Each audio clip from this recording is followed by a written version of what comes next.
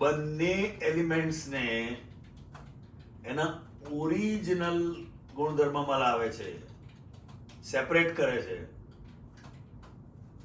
તો અહીંયા જે ત્રીજો ગુણધર્મ ઉભો થયેલો એ રે કે જતો રહે? બસ તારે સમજ પડી? એટલે હવે દિશાના જે ગુણધર્મો છે એ ગુણધર્મો બદલાય નહીં. હવે શુદ્ધાત્મા તે શુદ્ધાત્માના ગુણધર્મો છે. હવે ક્રોધ, માન, માયા, લોભ એને કરવા હોય તોય થાય નહીં, પણ છતાંય દેખાય છે શું છે? તો કે ડિસ્ચાર્જ ફોર્મ છે. શું છે? ડિસ્ચાર્જ ફોર્મ છે. પેલામાં જેવું એક્ઝેક્ટ છે એવું અહીં સાયન્સ જ છે. આ હવે જગતના બધા જ ધર્મો ક્રોધ, માન, માયા, લોભને ઓછા કરવાની, કાઢવાની વાતો કરે છે. હવે સાયન્ટિસ્ટને ખબર પડી જાય કે જ્યાં સુધી બંને એલિમેન્ટ્સ સેપરેટ કરવામાં ના આવે ત્યાં સુધી ત્રીજો ગુણધર્મ ક્યારેય નાબૂદ થાય નહીં. એટલે આ દાદા ભગવાન એ એબ્સોલ્યુટ સાયન્ટિસ્ટ કહેવાય છે. એટલે મન, વચન, કાયા એ જુદું, શુદ્ધાત્મા એ જુદું, અને ક્યારેય હવે એનું મિક્સર સ્વરૂપ થાય નહીં, કારણ કે પ્રજ્ઞા શક્તિ જાગૃત થઈ ગઈ. શું થયું? વચ્ચે શું થઈ ગયું? પ્રજ્ઞા શક્તિ.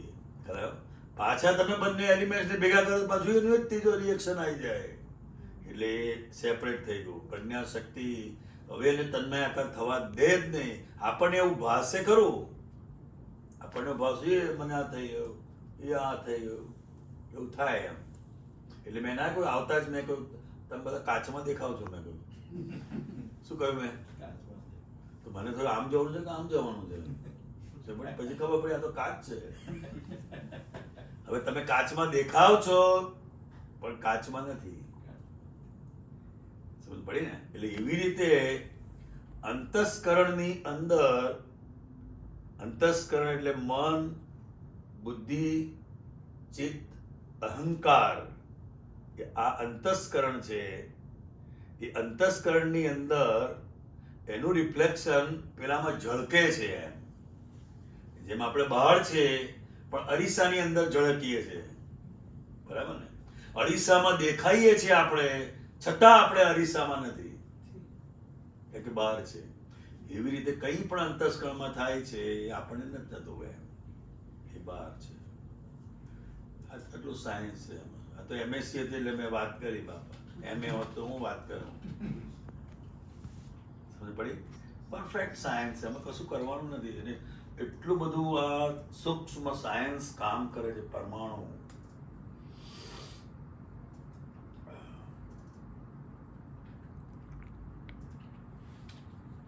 હવે આ ખાલી દાદા ભગવાન એટલે નોન મેટ્રિક. મેટ્રિક ફેલ, હાર્ટમાં પાસ. હો, લોકો હાર્ટમાં ફેલ થાય છે. દાદા કહેતા હું મેટ્રિક ફેલ છું, હાર્ટમાં પાસ છું. પ્રશ્ન તો વાતચીત કરવાની. પ્રશ્ન પૂછવાનો વાંધો નથી, વચ્ચે નહીં બોલવાનું. એન્જિનિયરિંગ વિશે શું કહેવું છે? એન્જિનિયરિંગ કર્યો છો? માસ્ટર્સ શેમાં? Environmental and science and technology engineering. Oh, science તો આ તો નામ જ પડે તારે. આમાં આવે ને, આમાં આવે એન્વાયરમેન્ટ એન્જિનિયરિંગ. અંદરનું એન્વાયરમેન્ટ બગડે છે, બહારનું બગડે છે? પહેલા અંદરનું. અંદરનું બગડે ને. તારે તો ઇન્ડિયામાં કાગળ જઈને જઈ મન ફાવે તે પેશાબ કરે, જઈ તારું અંદરનું બગડેલું છે બાબા. ચોખ્ખાઈ શું એ ખબર જ નથી ઇન્ડિયામાં. ત્યારે પછી લખવા ખરો અમને સ્વચ્છ અને એ બધું લખે છે ને. સ્વચ્છ છે. અહીંયા ગાડી ચોખ્ખાઈ રાખીને જાય, ઇન્ડિયા આવે પાછી ઇન્વેસ્ટ પાછું ચાલુ થઈ જાય. થઈ જ જાય. એન્વાયરમેન્ટ ખરાયો. જો એર પોલ્યુશન, નોઇઝ પોલ્યુશન, પછી કયું કયું? Solid waste management, liquid waste management, બધું દરેક વસ્તુનું પોલ્યુશન સસ્ટેનેબિલિટી આવે. બહુ મોટું. એટલે આ અક્રમ વિજ્ઞાન એ આખું દ્રષ્ટિ ઉપર જાય છે. શેના પર જાય છે? દ્રષ્ટિ. અને બધા જ ધર્મો એ ક્રિયા ઉપર જાય છે. શેના ઉપર જાય છે? એની દ્રષ્ટિ બદલાઈ નથી. એ માર્ગ ખોટો નથી, પણ એ શુભ અશુભ હોય. શું હોય? ધર્મ એટલે શું? સારું કરો અને ખરાબ છોડો હોય. જ્યારે વિજ્ઞાનમાં તમે સારા અને ખરાબ બંનેથી ઉપર લઈ જાય. પાપે નહીં, પુણ્ય નહીં, બંનેથી ઉપર. સત્ય પણ નહીં, અસત્ય પણ નહીં, બંનેથી ઉપર. ત્યાં સાયન્સ છે. એક દ્વંદ્વ ગુણ થયા. સત્ય એકલું હોતું જ નથી. હોય તો મમ્મીને કહે કે મારું સાચું છે, એનો મતલબ શું થયો? તારું ખોટું છે. થઈ ગયું. તો બોલે કે ના બોલે તો થઈ ગયું ના થઈ ગયું? તો સત્યની સત એટલે પરમેનન્ટ એલિમેન્ટ. સત ચિત્ત. ચિત્ત એટલે દર્શન અને જ્ઞાન. ચિત્ત બે શબ્દનો બનેલો છે. સત એટલે આત્મા, પરમેનન્ટ જે હોય એને સત કહેવાય. તો સતનું જેને દર્શન અને જ્ઞાન થાય છે એનું પરિણામ આનંદ છે. પછી એને બહારની કોઈ વસ્તુની એને જરૂર નથી આનંદ માટે. પણ એનો મતલબ એવો નથી કે બહારની વસ્તુ ભોગવતો નથી, પણ અંદર જ એટલું બધું એને પોતાનું સુખ છે, એની માન્યતા બદલાઈ ગઈ હવે. એમ એવું. એટલે આ દાદા ભગવાનનું ઇનર સાયન્સ છે. ઇનર સાયન્સ જે કોઈ પણ ધર્મની વ્યક્તિ કોઈ પણ એને વસ્તુ આ સમજી શકે એમ.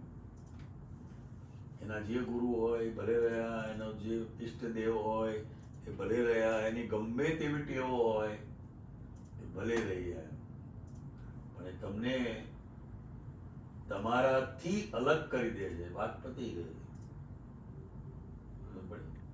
જેમ વેપારીની દુકાન હોય તો કે આ વસ્તુ મારી ન હોય, આ વસ્તુ ન હોય મારી, આ વસ્તુ દાદા કે દુકાનની બહાર નીકળી જાય ને ભાઈ, આ દુકાન જ મારી ન હોય એટલે બધું આવી ગયું ને. એવું આ મન વચન કાયા. આ મન વચન કાયા દુકાન જ છે ને એમાં કર્મો ભરીને લાયા છે. શું ભરીને લાયા છે? બોડી એ પુરાવો છે ને એનો, કર્મોનો પુરાવો છે આ. તો ભાઈ તું એનાથી છૂટો થઈ જાય ને. બાય રિલેટિવ વ્યૂ પોઈન્ટ થી દિશા, બાય રિયલ વ્યૂ પોઈન્ટ થી શુદ્ધાત્મા સેપરેશન થઈ ગયું. તો જ્ઞાન લીધું હશે ને પૂજ્યશ્રી પાસે? ના, આપણે ત્યાં કેલનપુરે લીધું. જ્ઞાન વિધિ થઈ હતી ને કર્ણદાદા પાસે? ના ના ના, ભરતાનંદ આપણે ભરતાનંદજી બધા ત્યાં કેલનપુર બહુ સારું. ત્યારે એનું મેરેજ પહેલા લીધું ત્યાં. એ બરાબર છે, પણ એને સત્સંગ મળવો જોઈએ. જ્ઞાન લેવાથી કશું થતું નથી. જ્ઞાન તો એનો અંતરાય તૂટ્યો ખાલી, પણ એને આ વસ્તુ સમજવા માટે એને કેટલો સમય આપ્યો? કશું નહીં. મારી પાસે કાર છે, ગેરેજમાં મેલ રાખ્યું, બસ. તો શું એન્જોય કરે? કાર છે એટલે એનું સુખ થાય એનું, એટલે પણ ગેરેજની બહાર તો કાઢ દઉં. એટલે સત્સંગ બહુ જરૂરી છે. અને આ તો MSc થયેલી છે એટલે એક વસ્તુ સાયન્ટિફિક રીતે એ જ્યાં સુધી સમજે નહીં ત્યાં સુધી એને છોડે નહીં. એ સાયન્સ સ્ટુડન્ટની એ ખાસિયત હોય છે અને એના રૂટ કોઝ સુધી જાય. દરેક વસ્તુના એના રૂટ કોઝ સુધી કે આ શેના આધારે છે, આ એ પ્રમાણે પૂછતી નથી ને કશું.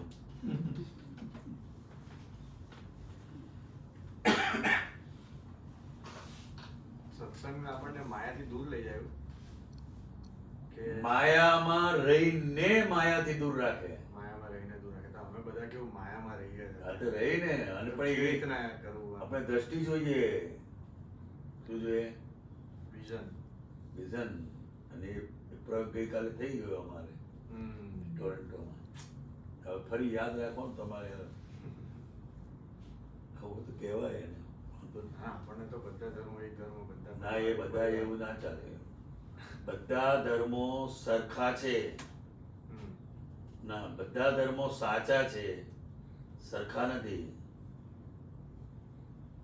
સ્કૂલમાં જેમ પહેલું ધોરણ હોય ને 12 ધોરણ હોય, હમ. તો બધા જ ધોરણો અલગ સાચા જ છે ને, તો સરખા કહેવાય?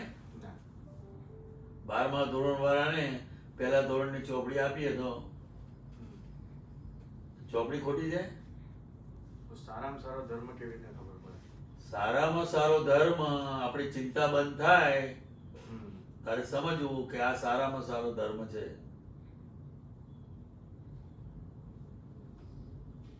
અને હવે કદાચ એ નહીં ખબર પડે. શું નામ તારું? હરે કૃષ્ણ. હરિકૃષ્ણ. હરિની ભૂલો તને દેખાય એ સારામાં સારો ધર્મ, હમ. અને બીજાની ભૂલો દેખાય છે ત્યાં સુધી ધર્મ શું છે એ આપણે જાણતા જ નથી. ખાલી ધાર્મિક ક્રિયાઓ કરીએ છીએ. ધાર્મિક ક્રિયાઓ એ ધર્મ નથી. તમને પડી ને? આપણી ભૂલ આપણને ખબર પડે અથવા બીજાની ભૂલ દેખાય, ચલો આને લીધે હું દુઃખી થઈ ગયો, તમને પડી? હવે ખાલી આટલું જ વિચારે, એને લીધે તું દુઃખી થયો કે તારા કર્મોને લીધે તું દુઃખી થયો? બસ આટલું જ સમજવાનું છે, બીજું કશું સમજવાનું નથી. આ દુનિયામાં કોઈ એવું નથી આપણને દુઃખ આપી શકે, કોઈ છે જ નહીં એવું. જે છે એ તમે જ છો. You are whole and soul responsible for yourself. એટલે આ વસ્તુ છે આખી સાયન્સ. પોતાના દોષ દેખાતા શરૂ થાય ત્યારે સમજવાનું કે સદગુરુની કૃપા થઈ છે. બંગલા થાય, ગાડી થાય, ડોલરો આવે, એ સદગુરુની કૃપા નથી કહેવાતી. બધાને એ જોઈએ છે અત્યારે. માયામાં જાય પાછા. એટલે બહુ દરેક કોઈ પણ વસ્તુ નોર્માલિટીથી વધે ને એટલે એ તમારું અહિત જ કરે. કોઈ પણ શક્તિ નોર્માલિટી. માણસ પાસે ડોલરો વધ્યા એટલે એની જોડે બધા રોગો બીજા આવી જ જવાના તમારે. ખ્યાલ આવ્યો? એના મમ્મી પપ્પાને એમ કે આપતો પુત્રો આવે તો મારો છોકરો ને બહુ બે એમ સત્સંગમાં, એટલે એની ઘેર સત્સંગ રાખે. તો પેલો તો પાર્ટીમાં ઉપડી ગયો. એ ઉપડી જાય. મેં કહ્યું ક્યારે આવશે? તો કે સવારે આવે, કશું નક્કી નહીં કે 4 વાગે આવે. એ ના આવે ત્યાં સુધી એની માં જાગતી રહે, હજુ આવ્યો નથી, હજુ આવ્યો નથી. મેં કહ્યું તારી ભૂલ. પેલો તો પાર્ટીમાં જલસા કરે, દારૂ પીએ, માંસાહાર કરે, બીજાને દારૂ પીવડાવે, ડાન્સ કરે. એ તો એને જરાય દુઃખ જ નથી. એને તો બકુ હું તમને નથી આવતી. બિચાર રડતા તમારી નામે. ડોલર કમાવા આવ્યા તો હવે સારું થયું ને. આવું વસ્તુ છે.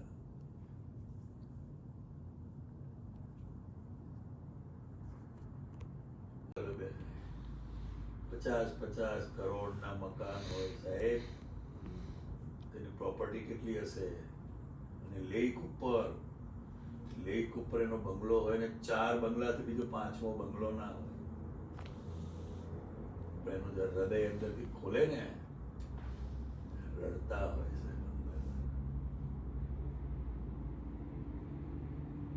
તો સુખ એ કોઈ વસ્તુથી નથી આવતું. સાચી સમજણ હશે ને તો ગમે તેવો સંયોગ હશે એને સુખમાં રહેશે ને. માટે સચ્ચિદાનંદ કહેવાય છે. આમ હાથ જોડ્યા એટલે આ આંખથી દિશા દેખાય અને અંદરની જે આંખથી છે શુદ્ધાત્મા દેખાય. આખો ભગવદ્ ગીતાનો સાર શું છે? કૃષ્ણ ભગવાને અર્જુનને દિવ્ય ચક્ષુ આપ્યા, બસ. આખો ગીતાનો સાર આટલો જ છે. એ તો 1800 અધ્યાય થાત ને તોય બબુચકને સમજ ના પડે. હવે કૃષ્ણ ભગવાન જાતે હાજર હતા તોય એને સમજાતું નહોતું, તો હવે બીજા લોકો ગીતા વાંચીને બીજાને સમજાવવા જાય છે તો કેટલું સમજાશે? આટલું માણસ વિચારતો નથી.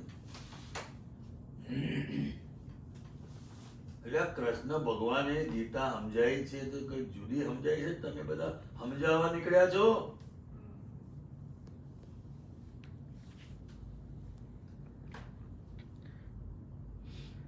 કાંતાના જેમાં જે વાત કરી ને કે આ આંખથી સામે ખાલી શરીર દેખાય, નામધારી દેખાય, અને અંદરની સમજથી સમજથી. આ કે જોવાની વસ્તુ નથી. શુદ્ધાત્મા એ દેખાય કેવી રીતે? દેખાય સમજ. સમજ.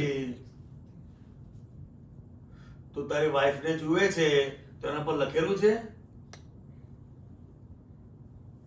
એમાં વાઈફ ના કઈ રીતે દર્શન કરે? તું સમજથી જ છે ને કે ભાઈ આની જોડે નક્કી થયું, મેરેજ કર્યા એટલે મારી વાઈફ થઈ ગઈ. અન્ડરસ્ટેન્ડિંગ જેવું અન્ડરસ્ટેન્ડિંગ. અને બીજું એક્સેપ્ટન્સ. બસ. શુદ્ધાત્માના દર્શન કરવા એટલે સમજ સ્વરૂપે. આ કે જેમ અહીંયા ગણપતિ દેખાય છે એવી રીતે કે શુદ્ધાત્મા દેખાય એવું ના હોય. આંખથી તો દેખાય. હા, સમજ. આંખ વિનાશી છે. હા. હવે વિનાશી વસ્તુ અવિનાશીને કઈ રીતે જોઈ શકે? કેવી રીતે જોઈ શકે? એટલે વિનાશી વસ્તુ એ વિનાશીને જોઈ શકે અને પોતે તત્વે કરીને અવિનાશી છે તો એ દ્રષ્ટિથી એની અંદર શુદ્ધાત્મા છે એ જોઈ શકે. સમજ પડી? જેમ આ વસ્તુ છે, બરાબર? તો મેં તને આમ કરીને બતાવ્યું. શું છે આમાં? ખાખરા. ખાખરા છે. શું છે? ખાખરા છે. હવે બંધ કરી દીધું. ખરા? આ પેકેટ. બંધ કરી દીધું. હવે પેકિંગ દેખાશે ને હા. તો તારી સમજમાં શું આવ્યું? ખાખરા છે. ભલે તને ખાખરા દેખાતા નથી પણ તારી સમજમાં ફિટ થઈ ગયું ને કે ખાખરા છે. ખાખરા છે. બસ. ખાખરા દેખાતા નથી છતાં તારી સમજમાં છે અને આ પેકિંગ એ દેખાય. એમ એવી રીતે આ પેકિંગ છે. આ બે આંખથી જ દેખાય છે પેકિંગ છે અને એ સમજ સ્વરૂપે શુદ્ધાત્મા છે. આના જેવું. એટલે આ સમજ સ્વરૂપે છે. આ પ્રતિક્રમણ આપણે જે કરીએ તો એ પ્રતિક્રમણની અસર આપણને એ ટાઈમે ના દેખાય તો એ વસ્તુ શું કે આપણા કરવામાં કઈ કચાશ રહી ગઈ છે? હે? પ્રતિક્રમણની જે અસર દેખાવી જોઈએ કે રિલેશન્સ છે કે કઈ બી વસ્તુ છે તો એ ધીમે ધીમે સરખા થતા જાય, ક્યાં તો પછી ભાવ એના માટે નથી કરતું. પહેલા અતિક્રમણ શું છે એ સમજવું પડે. સમજ પડી? જેમ કપડા ધોતા પહેલા ડાઘ કોને કહેવાય એ તો એને ખબર હોવી જોઈએ ને. ડાઘ ની જ ખબર નથી તો હું કપડા ધોવાના છે. અતિક્રમણ એટલે એના રૂટ કોઝ સુધી જવાનું હોય. એમ અતિક્રમણ એટલે અત્યારે જેમ અત્યારે આપણે બેઠા છે એને ક્રમણ કહેવાય. શું કહેવાય? ક્રમણ. કારણ કે કોઈને એકબીજાને દુઃખ થાય એવું કોઈ વસ્તુ બની રહી નથી. ક્રમણ. હવે એનાથી ઓવર થઈ જાય અતિક્રમણ. મારી કોઈ વાતથી કોઈને દુઃખ થાય, આ તો જો ખરું બોલે છે, એનું પ્રમાણ દુભાય અને એ મને ખબર પડ્યા વગર રહે નહીં. કારણ કે ફેસ ઉપર ખબર પડી જાય તરત. આપણી વાત કોઈને ના ગમી અથવા આપણે જે કહેવા માંગીએ છીએ એ એને કરવું નથી તો ખબર પડી જાય આપણને. એટલે મનથી બીજાને દુઃખ અપાય છે અને આજે સૌથી વધારે વાણીથી એકબીજાને દુઃખ અપાય છે.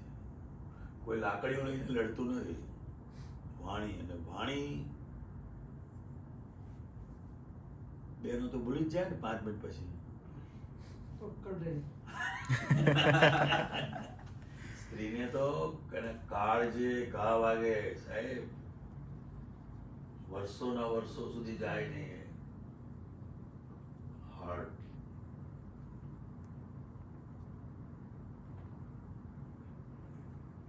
એટલે પોતાની ભૂલની ખબર પડી એ જાગૃતિ છે, અને મારા મન વચન કાયાથી બીજાને દુઃખ થયો એ બીજી જાગૃતિ છે. અને એ વખતે અંદર એને થાય કે ના ભાઈ આવું ના હોવું જોઈએ. ભલે મારાથી બોલાઈ ગયું, કહેવાઈ ગયું, અથવા એને જેને નથી ગમતું છતાં હું એ કરું છું, તો એને દુઃખ થાય છે. આપણને ખબર પડી અને એનો આપણને અંદર પસ્તાવો થાય એમ. કારણ કે વર્તન એ બદલાશે નહીં. વર્તન એ ઇફેક્ટ છે. શું છે? ઇફેક્ટ છે. એ તમે ભોગવીને જ મુક્ત થવાય, નાસી છૂટવાથી મુક્ત ના થવાય. પણ તમે એના પક્ષમાં ના હોય અને તમે જે ભગવાનને માનતા હોય એની તમે ખાલી માફી માંગો કે ભાઈ મારા મનથી, મારા વાણીથી, મારી કાયાથી જાણે અજાણે પણ કોઈને દુઃખ પહોંચ્યું હોય તો મને ક્ષમા કરો અને આવી ભૂલ ફરીથી ના કરું એવી મને શક્તિ આપો. આને ધર્મ ધ્યાન કહેવાય. લોકો મંદિરે જવું, આરતી ઉતારવી, શાસ્ત્ર વાંચવું, માળા ફેરવવી, એને ધર્મ ધ્યાન કહે છે. એ તો ધાર્મિક ક્રિયાઓ છે. તમારું ધ્યાન કઈ છે? ક્રિયાનું ફળ નહીં આવે. એ જ્યારે ક્રિયા થઈ રહેતી હોય ત્યારે તમારું ધ્યાન ક્યાં છે? એ ધ્યાનનું ફળ આવશે.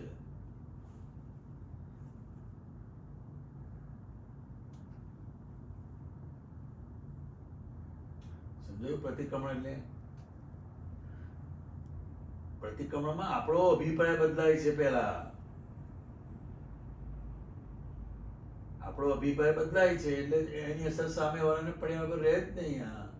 આખું જગત એ આપણા ભાવનું સ્પંદન છે, બીજું કશું છે નહીં. તમે જે માંગ્યું છે એ તમને મળ્યું છે. હવે તમે બીજાનું જુઓ છો ત્યારે બૂમો પાડો છો, આવું નહીં ચાલો, આવું માંગવાનું એના જેવું છે. એટલે અતિક્રમણ તો ભૂલનું પરિણામ છે. પહેલાની, આજની નહીં, પહેલાની ભૂલનું પરિણામ છે. અને ભૂલ ખબર પડે એટલે જાગૃતિ કહેવાય, માફી માંગે.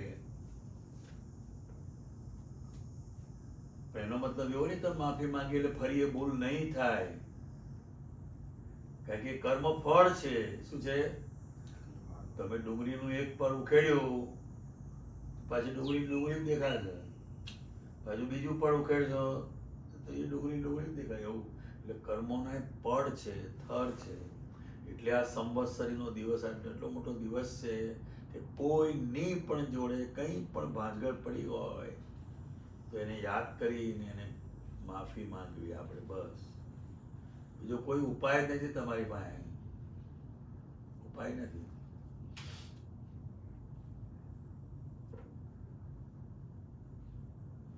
આ બે આંખથી દેખાય છે બધું કર્મનું ફળ છે. શું છે? બદલાય નહીં, ભોગવીને જ બદલાય. અર્જુનને એ જ કરવું હતું ને, મારી યુદ્ધ નથી કરવું કે એમાં તો આ બાકી ભાગવત થઈ ગઈ.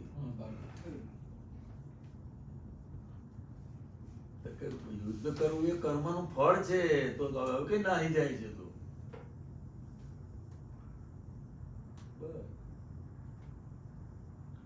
અને કૃષ્ણ ભગવાન ને મહાભારત યુદ્ધ થતું હોય વચ્ચે ઉભા રહેવાનું, એ એમનું કર્મનું ફળ. એ કઈ ના બે લડતા આપણે ઉભા રહેવાની છે જરૂર? એ કર્મનું ફળ. એટલે પ્રતિક્રમણ બહુ મોટી વસ્તુ છે. એની અસર થયા વગર રહે જ નહીં. તમે કોઈની અંદર ગાંઠ મારો ને, બતાવી દઈશ તને, જોજે ને તો પેલો કહે હું બતાવી દઈશ તારે. કયું સારું ભાઈ, હું જોઈ લઈશ કે જે થાય કરી લેજે પેલો કે શું થયું આ વેર બંધાયું આ ને બોલે એટલે કશું કરવાનું જ નથી, આપણે સમજી જવાનું. કરનારો બોલે નહીં, કરનારો બોલે નહીં. એ બહુ સાયન્સ છે. કોક વાર એનો પ્રયોગ હોય તો બેસજો, સમજવા જેવું છે. આપણાને એવું કેમ થાય કે કોઈ પર્ટિક્યુલર માણસ ઉપર જ બહુ રાગ આવે, કાં તો પર્ટિક્યુલર માણસ ઉપર જ બહુ દ્વેષ થાય? કેમ એવું? એ આપણા કર્મો કે સામેવાળાના? આપણા આપણા એ પહેલા રાગ કરેલો હોય એટલે હવે દ્વેષમાં પરિણામ પામે. ઓપોઝિટ. ઓપોઝિટ હોય. અને દ્વેષ કરેલો હોય એ રાગમાં પરિણામ પામે.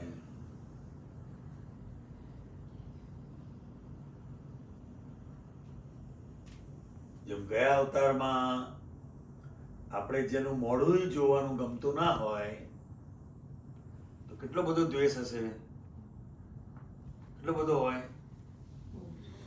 ને. હવે એ બીજા અવતારમાં આપણે ત્યાં છોકરો થઈને જન્મે. હવે છોકરો જન્મે એટલે પછી એનું જ મોઢું જોયા કરશે, જેનું જ મોઢું જોવાનું ગમતું નહોતું. દ્વેષ રાગમાં પરિણામે પેડા વેચશે, એનું મોઢું જોયા જ કરશે, આખી જિંદગી જ જોયા કરશે, રમાડ્યા કે જે આવે રમાડ્યા પડે ને. પણ એ જ છોકરો પાછો અમુક ઉંમર થશે એટલે મા બાપને કહે તમે છે ને ફાવશે નહીં ભાઈ અમારી જોડે, ઈ જ કરશે. તમે તમારો વ્યવસ્થા કરી લો, નહીં તો હું મૂકી આવું તમને. પછી કે કયા ઘરમાં? સાગરમાં. હવે પેલો જે રાગ હતો હવે શેમાં આવ્યો પાછો? અને એને તો સંસાર કહેવાય. તાર સંસાર એટલે આ બંગલા, મોટર, ગાડી, નોકર, ચાકર, દાગીના, એ સંસાર નથી. રાગ દ્વેષ થાય છે એ સંસાર છે. પછી એ સાધુ હોય, સંત હોય, કોઈ પણ હોય, રાગ દ્વેષ થાય છે ને તો સંસાર જ છે. રાગ દ્વેષ આપણને આપણા ઘર પ્રત્યે રાગ છે અને એના મંદિર પ્રત્યે રાગ છે. સંસાર આપણે તો સારું બે છોકરા હોય ને બે જણા હોય, ચારને જ આચરવાના ને. પેલા તો 1008 ઘંટ લટકાયા હોય. કેટલા ઘંટ લટકાયા હોય? 1008. અલગ 4 ઘંટ હતા છોડી પાછું 1008 ઘંટ કઈ લટકાયા હતા. બહુ મોટો સંસાર છે. પેલા કે ને ओ इतना बड़ा आश्रम किसका है? तो કે त्यागी बाबा का. નામ શું છે? આશ્રમ.